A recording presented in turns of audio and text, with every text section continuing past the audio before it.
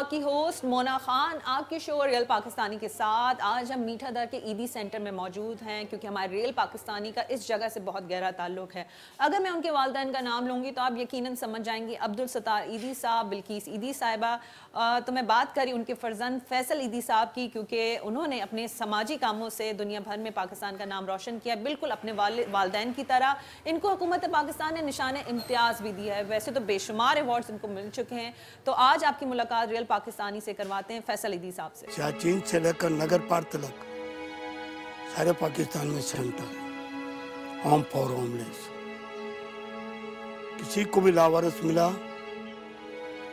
उसका काम है उठा के उसको दाखिल करना। ना जात पात ना मजहब, सिर्फ इंसान इंसान को। फैसल भाई को वेलकम करेंगे। अस्सलाम वालेकुम फैसल भाई। वालेकुम सलाम, कैसी हैं आप? मैं ठीक हूँ, आप कैसे हैं? मैं अल्लाह का शुक्र ठीक। अच्छा फैसल भाई, हम यहाँ मौजूद हैं ईदी सेंटर जो कि मेन ऑफिस है, इसको हेडक्वार्टर भी कहा जाता है, मीठा दर में मौजूद है। तो इससे आपका ताल्लुक कितना पुराना और गहरा है? मेरी पैदाइश ऊपर लेबर रूम में हुई है और मेरे ख्याल से पैदा होने के साथ का ताल्लुक ही है और इसी बिल्डिंग में मेरी पैदाइश हुई है। और जो है इसके बाद से मैं बड़ा भी इसी बिल्डिंग में हुआ हूँ। फिर मेरी मम्मी शिफ्ट हो गई थी, मतलब मम्मी तो यहीं पे रही सारी ज़िंदगी।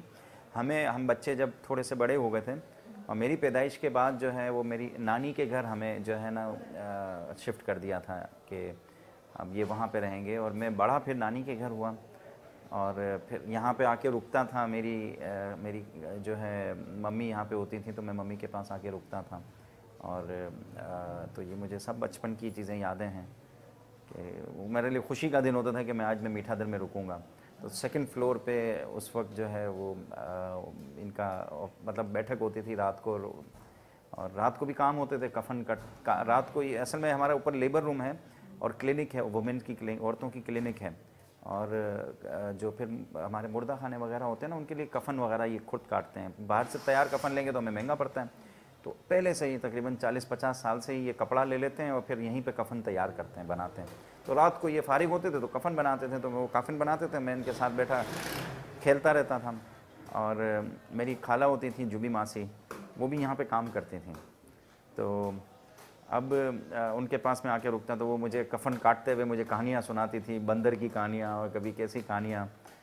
तो इनकी कहानियाँ सुनता और फिर रात मेरी यहाँ गुजरती। छुट्टी वाली जो दिन होती, जुम्मे का दिन छुट्टी होता था तो जुमेरात को मैं यहाँ रुकता था। जब 7 साल का, 5 साल का, 7-8 साल का था। तो ये शौक कैसे डेवलप हुआ? उन्हीं को देखते हुए या उनकी तरबियत थी? किस तरह से ये सफ़र का आगाज़ आपका हुआ? हम सब की, मम्मी की भी तरबियत ईदी साहब ने की, काम के हवाले से, समाजी काम के हवाले से। और ईदी साहब के साथ मुख्तलिफ़ वाक़यात में, और फिर यहीं पर होते थे दफ्तर में। ये ईदी साहब का ही दफ्तर है जिसमें हम बैठे हुए हैं। तो इनके साथ ही जो है वो ज़्यादा अरसा गुज़रा। बीच में थोड़ा अरसा मैं पाकिस्तान से बाहर चला गया था, जब मैं 13 साल का था, फिर 16 साल का, 17 साल का वो वापस आ गया। और मेरा दिल जो है वो ईदी साहब के साथ ही जुड़ा हुआ था और मैं इनके साथ ही काम करना चाहता था। तो ईदी साहब से ही सीखे हम, और किस तरीके से काम करना है, सादगी किस तरह है, और जो ईदी साहब के दिल में होता था वो बोल देते थे। और हमें बहुत ज़्यादा मोहब्बत थी ईदी साहब से। और उन्होंने ही, वही हमारे रहनुमा हैं, हमारे समाजी, जिसको कहेंगे गुरु कह लें, वही हैं। और उन्होंने ही हमें सिखाया कि काम किस तरह होता है। और लोगों के साथ जुड़े रहने से ही, ये दफ्तर है हमारा, दरवाज़ा खुला होता है। जब भी मैं हमारे यहाँ बैठता हूँ तो कोई भी आ सकता है, जा सकता है, मिल सकता है हमसे। इसी से हमें बहुत सारी बातें पता चलती हैं कि हमारा स्टाफ कौन है जो सबसे ज़्यादा तंग कर रहा है, कौन हमारे यहाँ से जो है वो गलत काम कर रहा है। तो लोगों की जो अल्फाज होते हैं वो हमें बताते हैं कि हमारे यहाँ कौन सी खामी पाई जाती है। अब इसको मज़ीद इसके दायरे कार को फैला रहे हैं, क्या कर रहे हैं? क्योंकि आप पे बहुत ज़्यादा जिम्मेदारियाँ आ चुकी हैं। मैं ईदी साहब को अक्सर कहता था कि ईदी साहब, आपकी गैर मौजूदगी में हम इदारे को नहीं चला सकेंगे, ये बहुत बड़ा इदारा है। तो ईदी साहब हमेशा मुझे डांटते थे कि नहीं, कुछ भी नहीं है, आप बिल्कुल चलाओगे। और अल्लाह का शुक्र है, जब वो ईदी साहब चले गए हमारे दुनिया से तो मुझे वैसे कोई परेशानी पेश नहीं आई। मम्मी ने मेरा बहुत साथ दिया, हमने मिल सब के जो है वो काम चलाया। कुबरा ने, अलमास ने, मेरी वाइफ जो है वो मेरा बहुत साथ देती हैं। हमारे यहाँ पे औरतों का हॉस्पिटल है मूसा लेन में, वो इस वक्त सबा देख रही है। अब उसको हम जनरल हॉस्पिटल भी बना रहे हैं, 100 बेड तक। पहले 20 बेड का था, अब 100 बेड का जो है वो उसको हमने वो कर दी है। उसमें बहुत सारी सर्विसेज लेकर आ रहे हैं, सफिस्टिकेटेड लेबॉर्ट्री भी बना रहे हैं, और जो है वो बहुत सारी नई सर्विसेज का आगाज़ हमने किया है। तो इसको मेरी वाइफ चलाती है, मैं भी उसको देखता हूँ, और आहिस्ता आहिस्ता हम अपनी सर्विसेज को बढ़ाते जा रहे हैं। एजुकेशन की तरफ भी हम आ रहे हैं। हमने यहाँ पे प्रॉपर अब नर्सिंग स्कूल जो है वो उसको गवर्नमेंट से रजिस्टर्ड करवा लिया है। इससे पहले हम जितने भी कोर्सेज़ कराते थे वो अनअप्रूव्ड थे, लेकिन अब जितने भी हम कोर्सेज़ करवाएंगे वो गवर्नमेंट से अप्रूव्ड होंगे और रजिस्टर्ड होंगे, अप्रूव्ड होंगे, और इसको हम बड़े पैमाने पे लेके। आपने इंडिया को भी ऑफर की थी, इस जब इतनी वहाँ पे परेशान कुन वहाँ हालात थे, लोग मर रहे थे, तो आपने उनको कहा, बल्कि 50 एम्बुलेंस मेरे ख्याल से आपने ऑफर की थी कि हम आएँ और ईदी सेंटर जो है काम करना चाहता है, तो उसका फिर क्या हुआ था? इंडिया ने जो गलती की थी, एक तो 2 गलतियाँ इनसे हुई। एक इनका कोई मेला होता है मजहबी, कुंभ का मेला था, पता नहीं किस चीज़ का मेला था, उसमें उन्होंने जो है वो बहुत बड़े पैमाने पे लोगों को बुला लिया और उनके यहाँ वहाँ एग्जिस्ट कर रहा था। और दूसरा इलेक्शंस हो रहे थे इनके किसी हिस्से में, तो इन दोनों की वजह से इंडिया में बहुत बड़े पैमाने पे फैला। और हमारे पास जो तस्वीरें आ रही थी सोशल मीडिया पे, तो हम वो बर्दाश्त के काबिल नहीं थी, हमें दुख होता था। और चूँकि हमने ये सब फेस कर चुके थे और हम मुकाबला भी कर रहे थे, और ये सेकंड फेज़ था, बल्कि हाँ सेकंड फेज़ था कोरोना का।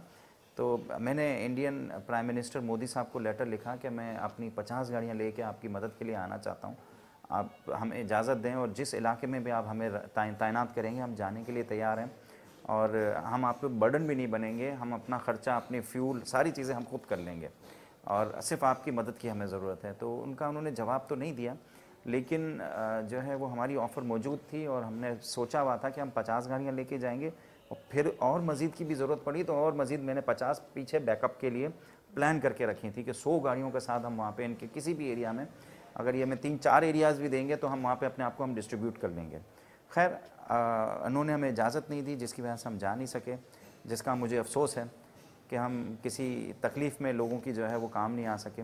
जाते हैं कहीं पर भी अपने नाम से नहीं, अपने मुल्क के नाम से जाने जाते हैं, तो कैसा लगता है जब लोग आपको मोहब्बत करते हैं, प्यार देते हैं, इज़्ज़त देते हैं, पाकिस्तान दुनिया भर में? हमारी ज़मीन जो है वो मेरे लिए मुक़द्दस है, और पाकिस्तान का नाम जब भी आएगा हम हमेशा से फ़ख्र से जो है वो इसकी शान में जो है वो हम रहेंगे और इसके साथ काम करेंगे। और ईदी जहाँ पे भी काम करती है तो यकीनन इसका नाम पाकिस्तान के साथ जुड़ता है, और ये हमारे लिए बहुत बड़ी फ़ख्र की बात है। और इंशाल्लाह इसी तरह हमारी मोहब्बत इस मुल्क के लिए हमेशा जारी रहेगी। आपकी वालदा भी है जो बहुत मोहब्बत भी करती हैं और आपको इनकरेज भी करती हैं कि काम करें, लेकिन यहाँ पे इम्पॉर्टेंट बात यह है कि आप उनके लिए वक्त कैसे निकालते हैं, अपने लोगों के लिए, अपनी फैमिली के लिए वक्त कैसे निकालते हैं आप? चूँकि अब पले बड़े हैं, यहीं पे रहे हैं, मम्मी ऊपर रहती हैं, मैं ज़्यादातर नीचे ऑफिस में काम करता हूँ, और मेरा घर अलग है, खारादल में मैं रहता हूँ, और जो है लेकिन मम्मी के साथ मेरी बात बिल्कुल मुलाकातें रहती हैं, और मम्मी भी सारा दिन यहीं पे होती हैं और इन्हीं सामाजिक कामों में अपना टाइम जो है वो सर्व करती हैं। फिर दूसरे सेंटरों पे भी जाती हैं। मैं भी जो है वो अलग अलग सेंटरों पे जाता रहता हूँ, हफ्ते में कुछ सेंटर पे बंधे हुए दिन, और इसी तरह हमारी ज़िंदगी जो है वो गुज़र रही होती है सारे कामों में और इन्हीं समाजी कामों के अंदर। और जो है वो अल्लाह ने और पाकिस्तानियों ने हमें बहुत इज़्ज़त दी है। मेरी दुआ होती है हमेशा कि अल्लाह हमारी जो मोहब्बत है पाकिस्तानियों के दिल में वो हमेशा जो है वो कायम रहे। और कौन सी बातें हैं जो अपने वालिद की आप हमेशा अपने काम को रखते हुए अपने जहन में रखते हैं? एक तो सादगी, सच्चाई, वक्त की पाबंदी और मेहनत, ये 4 चीज़ें ईदी साहब का स्लोगन थे।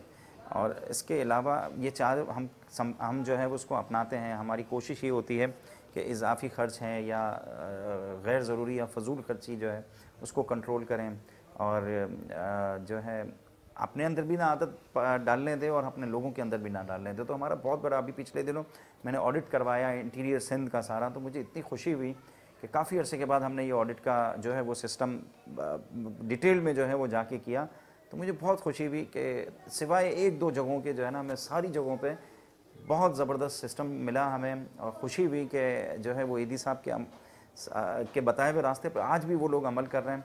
अब हम अपनी उसको पंजाब और सरहद और सारी जगहों पे लेके जाएंगे, और मुझे वहाँ पे भी मुझे उम्मीद है कि बहुत अच्छा जो है वो रिज़ल्ट मिलेंगे। एक का दुक्का जो है एग्ज़ाम्पल्स मिल जाती हैं, लेकिन वो हमारे सीखने के लिए होती हैं, और मजमूई तौर पे जो है वो लोग बहुत ज़बरदस्त तरीके से काम कर रहे हैं पाकिस्तान में। और आने वाले जो मेरे प्रोजेक्ट्स हैं एजुकेशन के हवाले से ख़ासकर, तरबियत के हवाले से वोकेशनल ट्रेनिंग्स हैं, मेडिकल ट्रेनिंग्स हैं, ये हम बहुत बड़े पैमाने पे इंशाल्लाह हमें कम पड़ गई हैं इस वक्त। हम अपनी जगह भी बना रहे हैं, कंस्ट्रक्शंस भी कर रहे हैं और इसको हम बहुत बड़े पैमाने पे इंशाल्लाह लेके जाएंगे और इतनी सस्ती जो है वो लोगों को बल्कि मुफ्त में भी और बहुत कम पैसों में करेंगे। जो चीज़ें मिसाल के तौर पे 10,000 रुपये में होती हैं वो हम इनको 1,000 रुपये और 2,000 रुपये में करके देंगे। इवन वो भी हम जो है ना कोशिश करेंगे ताकि पाकिस्तान की जो ह्यूमन डेवलपमेंट है वो बेहतर हो। पाकिस्तान से जो लेबर बाहर जाती है अगर वो हुनर के साथ जाएगी तो उनकी एक तो इनकम बेहतर होगी और इनकी इज़्ज़त होगी, लेबर से बेहतर तरीके से वो काम कर सकेंगे और हुनर के साथ अपनी फैमिली को सपोर्ट कर सकेंगे और उनकी जो लिविंग है वो बेहतर होगी। वो मेरा इरादा है कि बहुत बड़े पैमाने पे हम इसको लेके। कौन सा ऐसा टाइम था जो आपके लिए काफ़ी मुश्किल रहा और आपने कहा कि ऑब्वियसली बात है हर मुश्किल टाइम को हम यही दुआ करते हैं कि अल्लाह ताला हमें ऐसा वक्त न दिखाए? नहीं, मुझे हर तरह के हालात में हम जाने के आदी हैं। ईदी साहब ने हमें जिस तरीके से तरबियत दी है और हर हालात में हमें लेके जाते थे, वो मकसद उनका यही था कि हम तरबियत हासिल करें ताकि ये मिशन जो है वो चलता रहे। तो अल्लाह का शुक्र है हम मुश्किल से मुश्किल वक्त में भी, मुश्किल से मुश्किल हालात में भी जो है वो हम खड़े रहते हैं और पीछे नहीं हटते। और हमारी वजह से बहुत सारे समाजी कारकुन जो है वो लोगों की खिदमत करते हैं।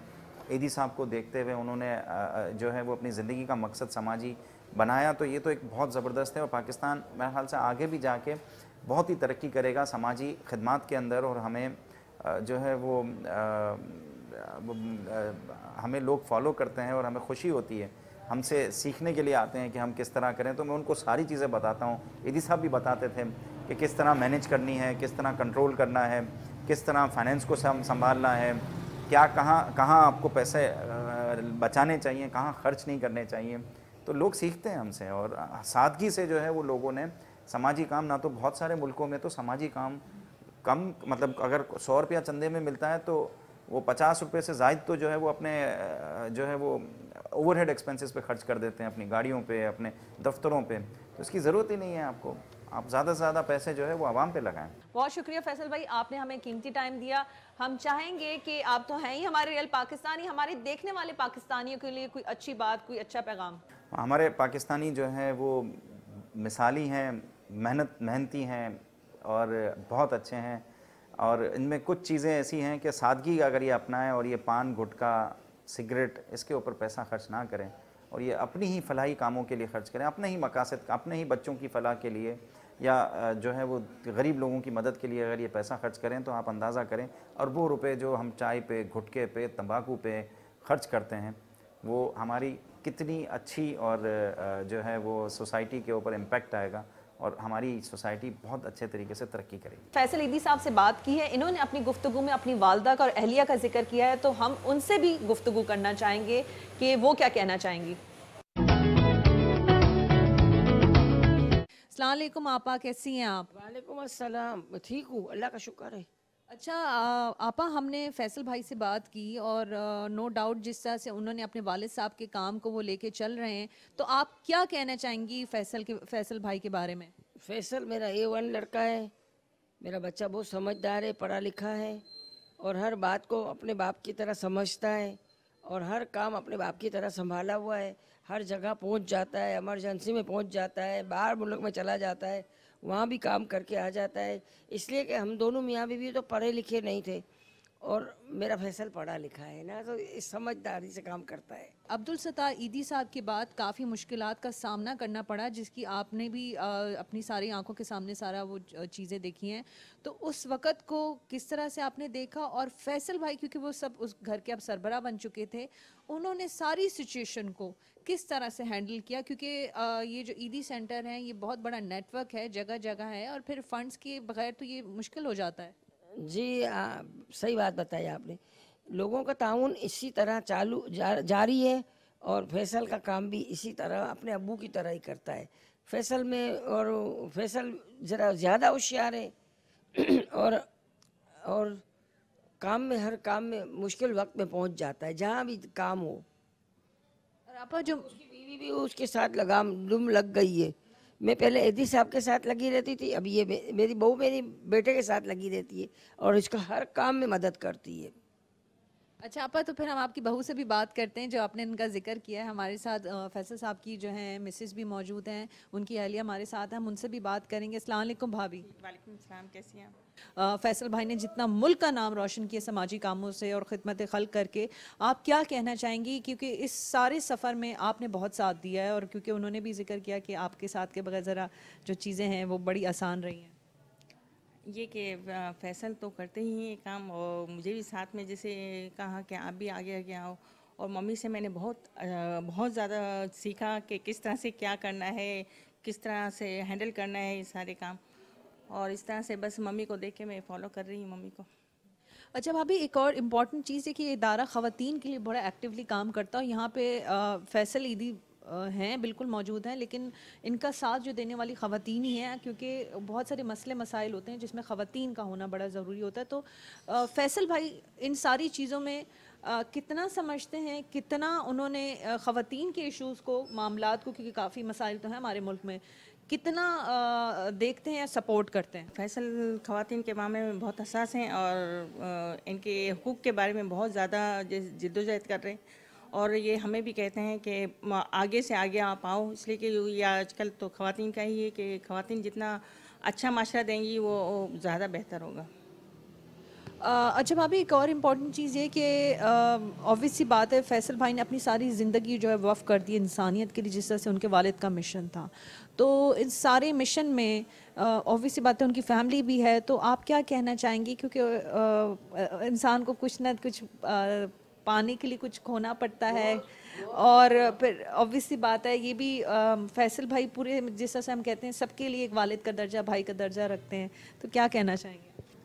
पहले तो मुझे बुरा लगता था, इसलिए कि शुरू में जब मेरी शादी हुई तो ज़ाहिर वो एक लड़की आती है तो चाहती है कि इनके साथ टाइम ज़ाहिर वो टाइम दें, और फिर रहते रहते मेरी आदत हो गई। और अभी तो जैसे ये कि कहीं में नहीं जाती, या सेंटर अक्सर डेली में जाती हूँ सेंटरों में विज़िट करने के लिए, और एक दिन जब घर में बैठती हूँ तो मुझे खुद अच्छा नहीं लगता। लेकिन ये कि अब आप जो है उनका जिस तरह से साथ दे रही हैं, जैस भी कर रही हैं, बल्कि खुद इस काम में बिजी हो गई हैं, और आप क्या, हमने देखा आपके बच्चे भी इस काम में शामिल हो चुके हैं, तो ये काफिला है इसी तरह से जारी सारी रहेगा। आपा, एक और सवाल मैं आपसे करना चाहूँगी। मुझे आप ये बताएं कि फैसल भाई को क्या, बच्चे तो बच्चे होते हैं, तो बहुत सारे शौक होते हैं, लेकिन फैसल भाई का इसमें इस चीज़ को, इंसानियत के काम में किस तरह से शौक डेवलप्ड हुआ? क्योंकि उनकी अगर पूरी ज़िंदगी जिस तरह से देखी जाए, उन शुरू से ही वो इस काम में इन्वॉल्व रहे, तो क्या कहना चाहेंगी आप? जी जी जी, जब अल्लाह ताला किसी से काम लेना चाहता है ना, तो उसके बच्चों में भी वो जरासीम डाल देता है। हमारे बच्चों में, सारे बच्चों में जरासीम है ये, इसके बाप के। ये मेरा उस्मान छोटा है 6 साल का, वो अमेरिका चले गए, शिफ्ट हो गए। तो स्कूल में शिफ्ट हुए तो स्कूल में सब मुल्कों के झंडे लगे हुए थे, तो मेरा उस्मान पाकिस्तान का झंडा ना देख के इसको खड़ा होकर बोलने लगा कि मेरा झंडा इधर क्यों नहीं लगा हुआ है। तो मैं बोली इसके अंदर भी मौलाना के जरासीम चले गए भाई, इसको पाकिस्तान चाहिए। दूसरे दिन में इसने पाकिस्तान का झंडा लगा दिया। अच्छा भाभी, वैसे तो फैसल भाई के सारे ही बच्चे हैं, लेकिन उनके अपने कितने बच्चे हैं? माशाल्लाह इनके हमारे 4 बच्चे हैं, 2 बेटे 2 बेटियाँ। बड़ा बेटा है BBA कर रहे हैं साथ, जो ईदी साहब के साथ और फैसल के साथ मिलकर काम कर रहा है। माशाल्लाह बहुत अच्छा काम कर रहे हैं, और हर इमरजेंसी में ये भाग के जैसे दादा की तरह ये खुद पहुंचता है। और सेकंड बेटी है जो मेडिकल की 3rd ईयर में है माशाल्लाह, और 4th ईयर इसका स्टार्ट होने वाला है। और ये पिछले दिनों की बात है कि हम यहाँ पे नहीं थे, लंदन में थे, तो ये रास्ते में जा रही थी किसी कॉलेज के लिए, इस यूनिवर्सिटी के लिए, तो वहाँ पे एक एक्सीडेंट हो गया था। तो वहाँ पे एक 2 जो मांगने वाली जो बच्चियाँ थी, वहाँ उनका था एक्सीडेंट। तो उसने अपनी गाड़ी में पहले तो इसको देखा, ब्लड बहुत ज़्यादा इसका निकल रहा था, और तो इसने हाथ से वो रोका कि बहुत ज़्यादा ब्लड ना निकले। फिर इसको गाड़ी में बिठा के हॉस्पिटल छोड़ के, फिर साथ भी वहीं पे था लंदन में। तो इसने हमसे कहा कि रबिया से पूछो कि एक्सीडेंट हुआ था और आपने किस तरह से मदद की। तो ये सुन के बहुत अच्छा लगा कि यही बात आती है कि मेरे बच्चों में बहुत ज़्यादा जैसे ईदी साहब के जरासीम है, और ये लोगों की खिदमत और खिदमत करने में इबादत समझते हैं, खिदमत करने में। जी बहुत शुक्रिया आपका। ये हमारे साथ मौजूद थी फैसल ईदी साहब की अहलिया और वालदा। इन्होंने बहुत ही प्यारी बात की है कि ये जो जरासीम है मुल्क से मोहब्बत के लिए, इंसानियत के लिए काम करने के लिए, ये बहुत बड़ी बात है। ये हर एक में होने चाहिए, क्योंकि हम जब इंसानियत की खिदमत करेंगे, लोगों की खिदमत करेंगे, तो ये मुल्क का नाम, हमारे मुल्क का नाम जाता है, पाकिस्तान का नाम जाता है। और इस मुल्क को हम सब ने ही साथ लेके जाना है, इसी बात के साथ कि हमने पाकिस्तान के लिए बहुत काम करना है और मिल के काम करना है। मुझे मोना खान को इजाज़त दीजिए। पाकिस्तान जिंदाबाद।